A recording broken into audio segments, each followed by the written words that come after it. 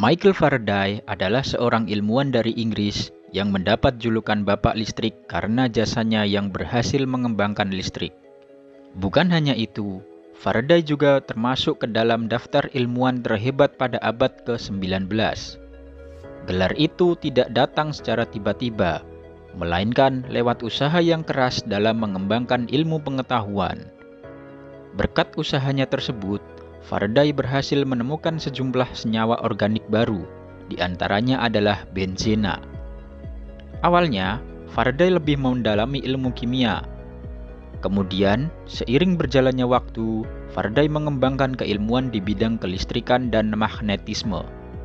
Oleh karena itu, dia mampu memproduksi arus listrik dari medan magnet, menciptakan motor elektrik dan dinamo. Selain itu, Faraday juga berhasil menemukan hubungan antara kelistrikan dengan ikatan kimia, menemukan efek magnet pada cahaya, dan menemukan diamagnetisme. Sebagai tambahan, ilmu pengetahuan seperti elektromagnetisme dan elektrokimia termasuk ke dalam bidang yang dikuasai oleh Faraday. Di samping itu, Faraday banyak memberikan ceramah tentang ilmu pengetahuan kepada masyarakat umum. Kemudian, dalam mengembangkan sebuah teori, Faraday lebih menggunakan pendekatan rasional. Baik teman-teman semuanya, pada konten sebelumnya kami sudah membahas tentang biografi Sir Isaac Newton. Kali ini kami akan membahas tentang biografi dari Michael Faraday. Selamat menikmati.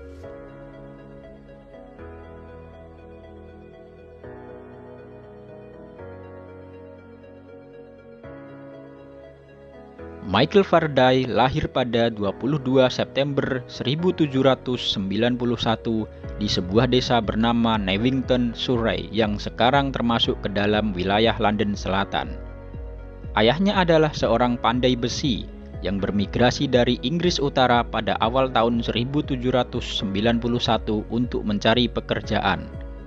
Sedangkan ibunya merupakan seorang perempuan desa yang mempunyai sifat tenang dan bijaksana. Sehingga, Faraday kecil selalu mendapat dukungan emosional dari ibunya sewaktu mendapatkan kesulitan hidup. Berikutnya, Faraday adalah anak ketiga dari 4 bersaudara. Kehidupan Faraday berada dalam masa-masa sulit sejak ayahnya sakit dan tidak mampu bekerja lagi. Di waktu itu, Faraday sampai harus menghemat sepotong roti untuk jatah 1 minggu. Agama yang dianut oleh keluarga Faraday adalah Kristen sekte Sandemanians. Agamanya tersebut mempengaruhi jalan hidup Faraday dalam memaknai alam semesta. Sementara itu, saat masih anak-anak, Faraday hanya menempuh pendidikan membaca, menulis dan berhitung di sekolah minggu gereja. Di usia yang masih dini, Faraday juga sudah mulai bekerja sebagai pengirim koran untuk pedagang buku dan penjilitan buku. Selanjutnya, pada usia 14 tahun, Faraday mulai bekerja magang kepada seseorang. Selama magang, Faraday memanfaatkan kesempatan untuk membaca beberapa buku dan membawanya untuk dijilid ulang.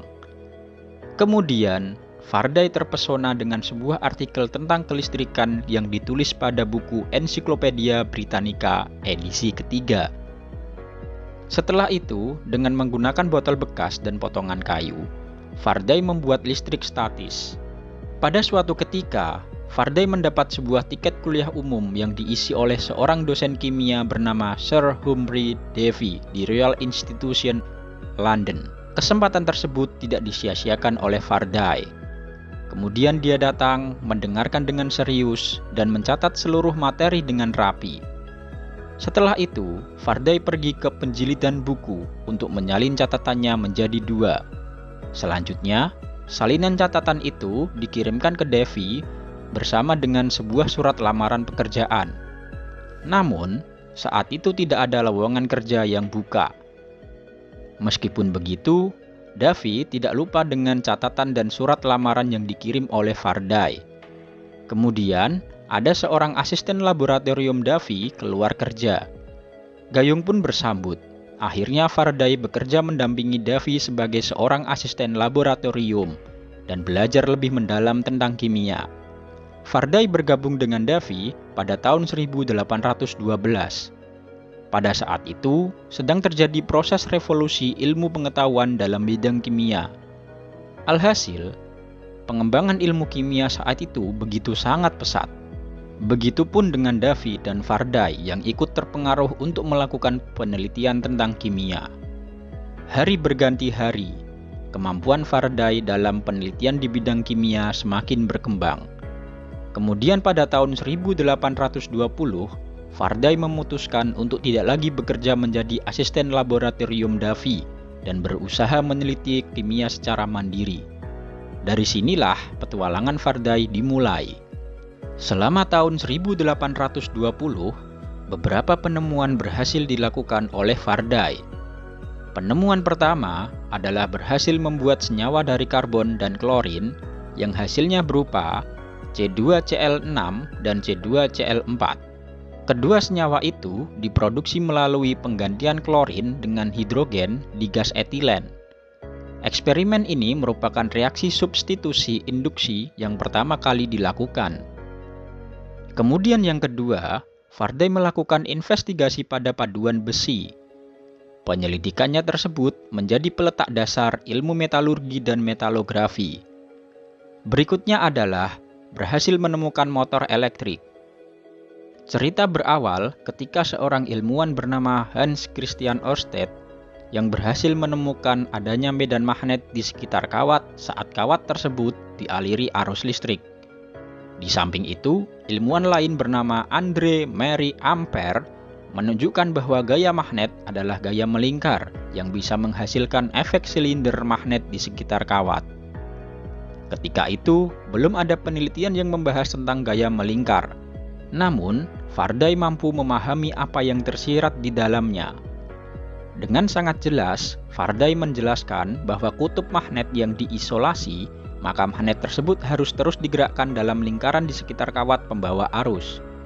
Kemudian, Faraday mencoba mengkonfirmasi kesimpulan tersebut dengan membuat sebuah alat di laboratoriumnya. Hasilnya adalah dia menciptakan alat yang bisa mengubah energi listrik menjadi energi mekanik, dan selanjutnya dinamakan motor elektrik. Penemuan ini membawa Faraday berpikir ulang tentang dunia kelistrikan. Tidak seperti ilmuwan lainnya, Faraday tidak yakin bahwa listrik adalah material fluida yang mengalir pada kabel seperti air mengalir di pipa. Menurutnya, listrik berasal dari getaran yang ditransmisikan akibat dari tegangan konduktor. Setelah itu, Faraday melakukan eksperimen untuk menguji hipotesisnya. Hasilnya, dia menemukan rotasi elektromagnetik. Eksperimen dilakukan dengan cara seberkas sinar cahaya yang sudah terpolarisasi dilewatkan pada larutan. Akibatnya, terjadi dekomposisi elektrokimia. Proses dari dekomposisi elektrokimia yang kemudian bisa mendeteksi regangan antar molekul. Menurut Faraday, fenomena regangan ini yang seharusnya memproduksi arus listrik, tetapi hasil yang diharapkan tidak pernah ditemukan. Pada tahun 1821, Faraday menikah dengan Sarah Barnard, seorang perempuan yang menetap di Royal Institution. Dari pernikahannya tersebut, Faraday memulai penelitian tentang kelistrikan dan magnetisme yang membawa pada revolusi fisika. Pada 29 Agustus 1831, Faraday membuat sebuah eksperimen untuk menyelidiki fenomena kelistrikan. Eksperimen itu dilakukan menggunakan sebuah besi tebal berbentuk cincin yang dililitkan pada kabel terisolasi di sisi pertama dan dihubungkan dengan baterai. Kemudian, pada sisi berlawanan, dililitkan kabel yang terhubung dengan galvanometer. Setelah itu, dia menutup sirkuit utama dan melihat jarum galvanometer bergerak. Peristiwa itu menandakan bahwa arus primer telah menginduksi kumparan sekunder. Tetapi ketika sirkuit utama dibuka, jarum galvanometer malah bergerak ke arah yang berlawanan.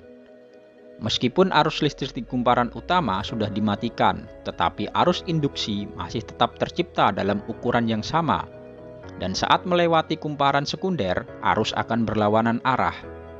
Hal tersebut kemudian mendorong Faraday untuk mengusulkan fenomena ini sebagai keadaan partikel elektrotonik. Walaupun Faraday tidak dapat membuktikan teori tersebut, Namun dia masih menggunakan konsep tersebut yang membentuk sebagian karyanya di kemudian hari. Pada musim gugur tahun 1831, Faraday melanjutkan penelitiannya lagi tentang arus induksi. Pada eksperimennya kali ini, Faraday menggunakan magnet permanen untuk membuat arus. Dalam percobaannya ini, magnet permanen dikeluar masukkan ke gulungan kawat. Hasilnya adalah arus induksi dihasilkan dalam kumparan. Berikutnya pada tahun 1834, Faraday berhasil menemukan teori baru bernama elektrokimia. Kemudian, teori tersebut menghasilkan hukum Faraday yang terkenal itu. Hukum Faraday pertama berbunyi, massa zat yang dilepaskan secara elektrolis berbanding lurus dengan jumlah listrik yang digunakan. Sedangkan hukum Faraday kedua berbunyi, massa zat yang dilepaskan pada elektrolis berbanding lurus dengan massa ekuivalen zat itu.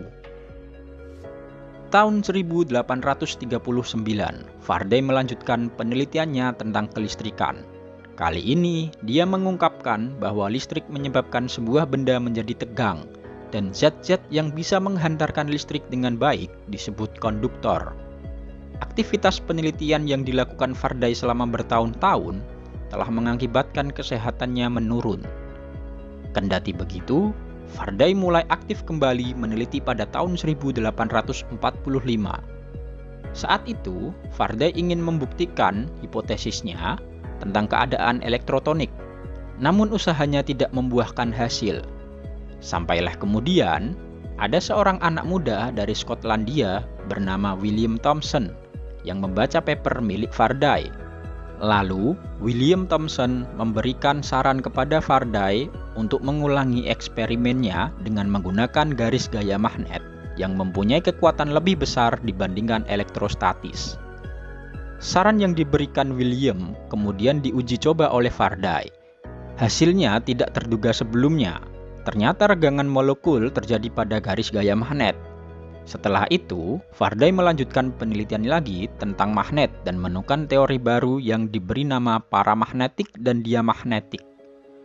Kesimpulan menurut Faraday, paramagnetik adalah benda yang menghantarkan garis gaya magnet dengan baik. Sedangkan diamagnetik merupakan benda yang kurang baik dalam menghantarkan garis gaya magnet. Kemudian, di tahun 1846, saat sedang ada kuliah umum setiap Jumat malam di Royal Institution, Faraday menawarkan gagasan pemikiran tentang vibration ray. Bertahun-tahun kemudian, Maxwell mengembangkan teori medan elektromagnetik berdasarkan gagasan Faraday tersebut. Pada tahun 1850, Faraday kembali mengembangkan pemikiran yang radikal tentang ruang dan gaya. Menurutnya, ruang adalah media yang mampu menopang listrik dan magnet. Dari pemikiran tersebut, lahirlah teori medan. Kemudian, Maxwell juga mengakui bahwa ide dasar teori matematika medan listrik dan magnetnya berasal dari Faraday. Sekitar tahun 1855, eksperimen Faraday banyak yang mengalami kegagalan. Hal tersebut membuat Royal Society menolak papernya untuk dipublikasi. Umurnya yang semakin tua membuat produktivitas penelitiannya semakin menurun. Jasa dan pengabdian Faraday kepada ilmu pengetahuan begitu tinggi. Hal tersebut membuat Ratu Victoria memberikan sebuah rumah di Hampton Court dan memberinya gelar kehormatan ksatria. Tetapi Faraday menolak gelar tersebut. Kemudian pada tahun 1867, Faraday meninggal dunia dan dimakamkan di pemakaman Highgate, London. Selesai sudah pembahasan tentang biografi Michael Faraday ini. Terima kasih telah menonton. Nantikan konten berikutnya dan jangan lupa like, comment, and subscribe.